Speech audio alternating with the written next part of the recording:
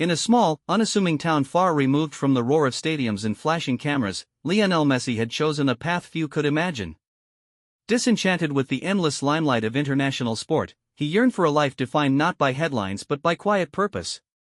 Without fanfare or public announcement, he opened a modest cafe on a cobbled side street, a warm, inviting haven where the aroma of freshly roasted coffee mingled with soft strains of local music.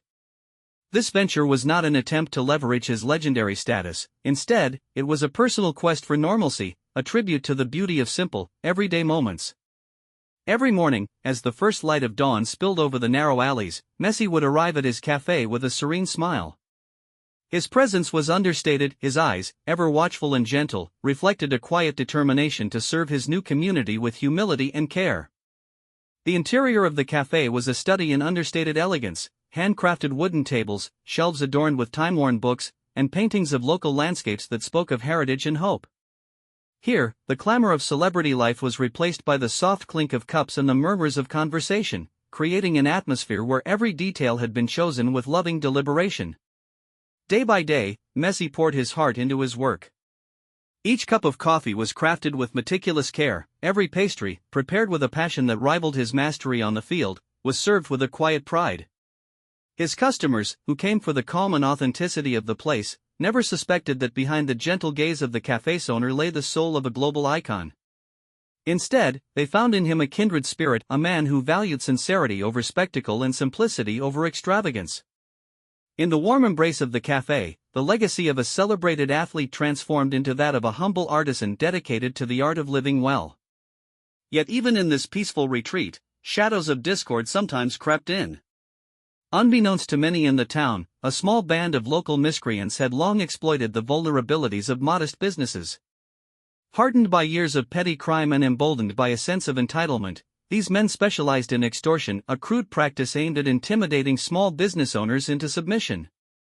Their methods were as predictable as they were ruthless, and until now, the cafe had seemed just another easy target in their ledger of exploitation. One gloomy, rain-soaked afternoon, when the gray skies deepened the muted colors of the town, the bandits decided that Messi's cafe would be their next conquest. Arriving in a battered van with faces half hidden under hooded jackets, they exuded an air of menacing confidence. Convinced that they were approaching a defenseless, insignificant establishment, they walked through the door with a swagger that belied the dark intent in their eyes. Inside, the usual bustle had given way to a quiet lull. The soft murmur of conversation was interrupted only by the pitter-patter of rain against the windowpanes.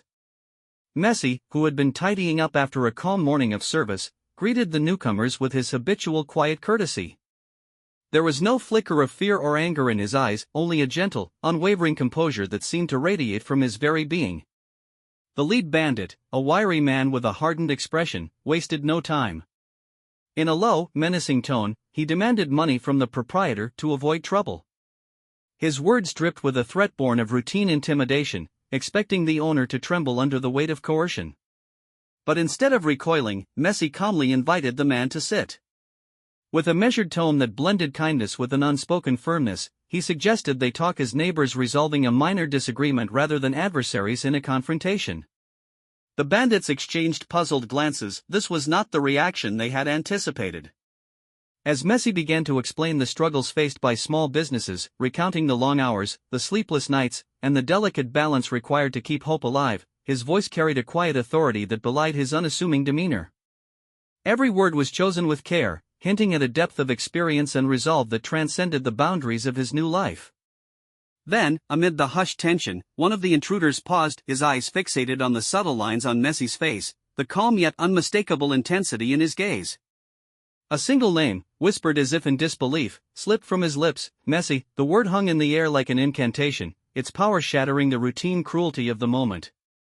The revelation rippled through the bandit group. They had come expecting a meek, defenseless owner. Instead, they now faced the man whose legendary feats on the football pitch had captivated millions around the globe. A heavy silence fell over the cafe as the bandits absorbed the truth. Their faces, once etched with arrogance, now betrayed flashes of shock, fear, and even reluctant admiration. The realization that the owner of this humble establishment was none other than Lionel Messi turned their planned extortion into a moment of profound dissonance, a moment when the dynamics of power, respect, and reputation collided unexpectedly. In that breathless instant, the small café became a stage upon which the extraordinary and the ordinary intertwined, leaving both the proprietor and the would-be extortionists on the precipice of an unfolding drama. The rain outside intensified, tapping a measured rhythm on the window as if marking the seconds before an inevitable reckoning. In the midst of this charged silence, every eye in the room, both among the customers and the intruders, was fixed on Messi. His calm gaze swept slowly over the gathered bandits, whose faces now bore the weight of a secret too potent to ignore. The café, once a haven of simplicity, was now poised on the edge of transformation. As murmurs of disbelief mingled with the sound of raindrops, an unspoken question emerged: what would become of a man who had chosen the quiet path when even the shadows of his past could not be left behind?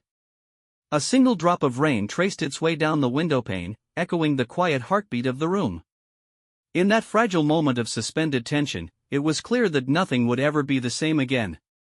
In the charged silence that followed the whispered name, the café's atmosphere shifted imperceptibly yet irrevocably. The once bold intruders, now dwarfed by the quiet dignity of their owner, found themselves at a crossroads. Messi, still seated at the counter with that same gentle composure, took a measured breath before speaking again. His voice, calm yet resolute, filled the room as he addressed the stunned bandits. "It appears you've mistaken strength for brutality," he said softly, his eyes meeting those of the gang's leader. "True strength is found not in forcing others to bend to your will, but in lifting them up and showing them a different path." His words, uttered with the confidence of a man who had weathered many storms, struck a chord in the hardened hearts before him. For a long moment, the bandit leader's face was a battleground of emotions: surprise, uncertainty, and a dawning realization that his life, too, could be steered away from the dark alleys of crime. The leader hesitated before his rough voice cracked. I never expected this from you. I thought I'd found an easy mark. But you're not like the others." A quiet murmur of assent arose among his companions, the bravado of their earlier intrusion now tempered by a growing internal conflict. The café's regulars, who had once cowered in anxious silence, began to sense that something extraordinary was unfolding. An elderly man, who had frequented the café for decades, whispered, "Even the hardest hearts can find redemption if given a chance." Messi continued, "I've faced battles that demanded resilience, both on the field and off. But here, I have chosen a different kind of contest, a contest of character and compassion. I believe every person, no matter how lost, holds the potential for change." His tone was neither accusatory nor patronizing. Instead, it resonated with empathy, inviting those who had come to do harm to reconsider the path they'd chosen. The leader shifted uncomfortably, the weight of Messi's words visibly pressing down on him. In a low voice laden with regret, he admitted, "We've done terrible things, not because we wanted to, but because we felt trapped, with no other choice." His confession hung in the air like a fragile thread of hope. As if sensing an opportunity to guide rather than condemn, Messi suggested, "Perhaps this is the moment for us all to choose a new beginning. Instead of living in the shadows of our past mistakes, why not try to find a path that brings honor to your lives?" His invitation was gentle, a lifeline extended to those who had known only the harsh lessons of survival on the streets. Moved by his sincerity, one of the younger bandits, his eyes glistening with tears of pent-up sorrow, spoke up. I've always wondered if there was more to life than this endless cycle of violence and fear. I never thought someone like you would offer us a chance to change." His voice wavered, but every word was laden with a yearning for something better. The vulnerability of that admission was a revelation to the group, and even the leader's stoic mask began to crumble. The conversation that followed was quiet, intimate, a series of tentative confessions and shared regrets that transformed the café into a forum for healing. Messi listened intently, interjecting occasionally with words that carried the wisdom of someone who had faced extraordinary pressures without losing sight of his humanity. "You are not defined by your past," he reminded them softly. "It is in the choices you make now that your true character is revealed." At that moment, the door creaked open once more, and a respected local community elder entered. Recognizing the gravity of what was unfolding, he quietly approached and joined the dialogue. "In our town," he said with a steady voice, "we believe in second chances. Every person has a story, and sometimes the most remarkable chapters begin after the darkest pages." The elder's presence further emboldened the bandits, who now seemed more like lost souls than hardened criminals. Messi, seizing the opportunity to bridge the gap between estrangement and belonging, extended a practical offer. I run this cafe not as a business but as a small sanctuary where we can all work toward a better life. If you're willing, consider helping here, not to repay a debt, but to learn a trade and be part of a community that supports you. There was a palpable pause as the bandits exchanged glances.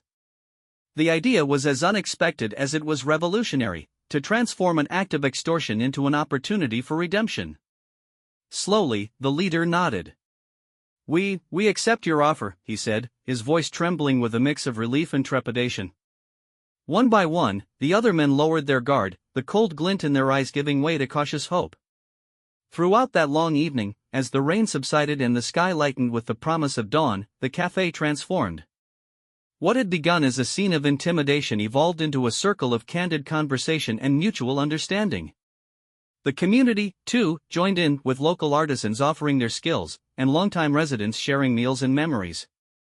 It became clear that Messi's quiet stance was not just a personal choice, it was a radical act of kindness that resonated far beyond the walls of his humble establishment. In the days that followed, the café became a hub of transformation. The former extortionists worked side by side with longtime patrons, learning the art of coffee making, serving customers with a newfound sense of purpose. The bandit leader, whose name was slowly being replaced by one of respectful acknowledgement, began to mentor others who were ready to leave behind their former ways.